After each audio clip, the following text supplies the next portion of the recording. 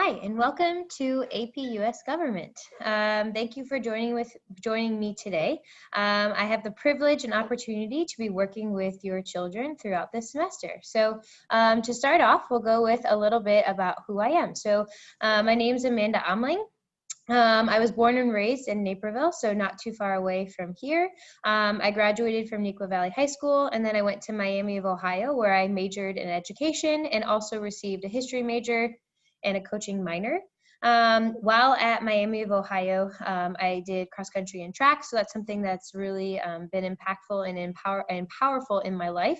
And then I also was able to student teach in Australia, which is a really cool experience. They do things a lot different than what we do, so it was fun just to kind of compare and just be immersed in a different culture than what I'm used to.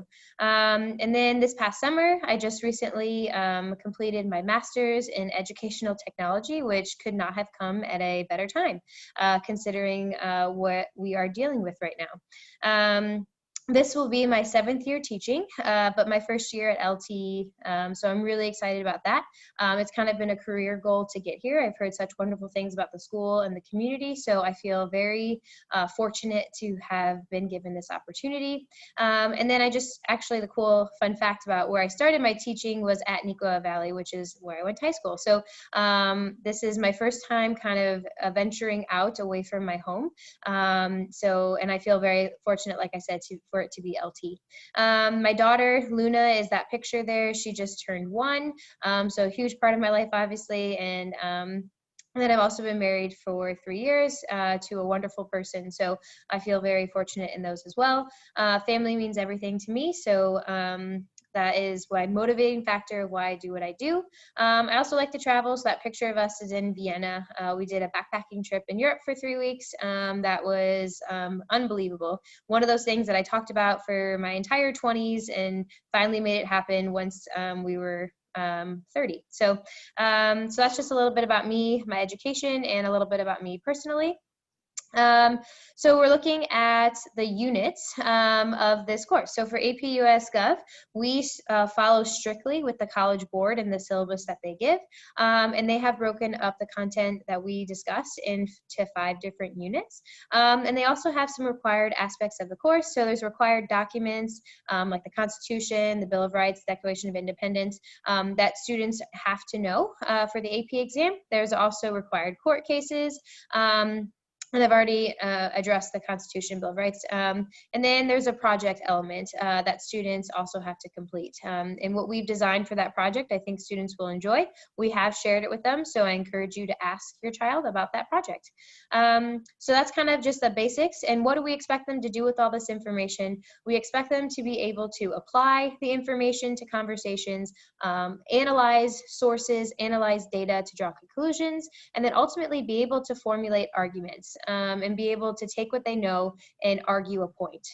So those are kind of the main focus skills that we're working on. In terms of formatives versus summatives, we're talking a lot about these this year, so I just want to make sure that these are clear. So formatives for students are practice. Every time that we have a quiz on Canvas, for the most part, it's going to be formative. It's a practice for the summative. We're getting them ready to do well on the multiple choice test that happens at the end of every semester. These will show up in the grade book, but they will not impact the grade, and they will be always start with an F and an asterisk to prove that they do not impact the grade. And I want them in the grade book because it helps show progress, and it helps to show, am I doing everything I need to be doing? Am I completing the homework that's being assigned? Am I experiencing growth, or am I struggling with these formatives? And they'll be in the form of homework assignments or quizzes. And then the summative is the actual tests that will impact their grades. So tests and quizzes that we have. And I just want to stress retakes. Retakes are an option, so encourage your child, if they're not happy with their score, to pursue a retake for that unit, okay? So going on to the next, how will this be reflected in the gradebook? We use Infinite Campus, so I just want to stress that it's not Canvas that is our grades, it's Infinite Campus. If you see an M in the gradebook, it's because it's missing and it was not turned in. And then you'll see formatives are going to show up in the gradebook, but they do not impact the grade. And these are basically for us providing feedback and revisions. They're allowed to redo these things to try to improve mastery and get ready for that summative. If you see an assignment that has like a 1, that just means that they turned it in, right? So I'm just communicating they completed the homework assignment and they've turned that in. And then summatives impact their grade. So that's kind of what the grade book you will see. So what will impact their grade? So there's going to be 5 unit tests that are multiple choice questions. There's going to be 5 FRQ questions. The questions is up there twice. There's going to be 5 of them and they're written responses. There'll be a constitution quiz, an amendments quiz, a documents quiz, and then the project. Once again, all of these have the capability of being retaken if students choose to do so. All right, so the AP exam, just to cover this very quickly, because I think it's important, some students had some confusion. So there are 2 different tests. So I know there's AP US Government and then there's AP Comparative Government. So there are 2 separate tests. So if a student is only signed up for AP US Gov, I encourage them to take that test. And that test takes place May 3rd at 8 a.m. The test includes 55 multiple choice questions and 4 free response questions. The deadline to sign up for this test is early November, but preferably as soon as possible. So just keep that in mind that they did move that date up. It used to be in the spring where students were signing up. Now it's in the fall. So just make sure that you register for that exam. Study tools, the study books are really great tools to kind of practice. They have practice questions that students can work with. I have a couple recommended on the syllabus.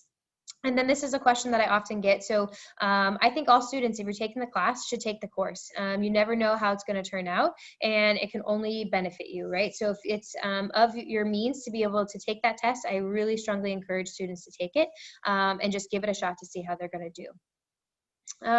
Remote learning, so Canvas is crucial. So we have a course calendar up there. I have a Google Drive folder that has important materials that students can access. There's a daily agenda up there. And then the second tool that we use as well is the AP College Board. And so the AP College Board has the syllabus that we go off of. It also has the classroom, which we will work to have practice questions where students can practice the multiple choice. There's also practice free response questions that we'll assign on classroom. So that's another important component as well. What does the lesson look like? We always start off with some kind of icebreaker. Today we asked what they're looking forward to over the weekend. And then we have a mixture of breakout groups, large group discussions, some time to work alone, just so that they can process things on their own and see if they're understanding what we're learning. And then also to have that engagement, sometimes we'll have live conversations if students are prepared and feel good about that. Along with polls, virtual reactions, and the chat feature also help with student engagement. My goals, right, as a teacher, why am I a teacher, right? And I love helping people learn and grow and feel good about themselves. So that's what I'm here to do. I'm here to help your student be successful. And you can read through a lot of those. They're all kind of a little bit similar, but the one that I wanted to highlight too was I want students to be, to find their voices, to question themselves, and to be okay with failure, right? I think in AP classroom, students put a lot of pressure on themselves, but to understand that it's okay to fail and that we grow through that failure. And so that is something that I want to definitely hit home. And then also the last part there is I'm not here to make my students' lives worse.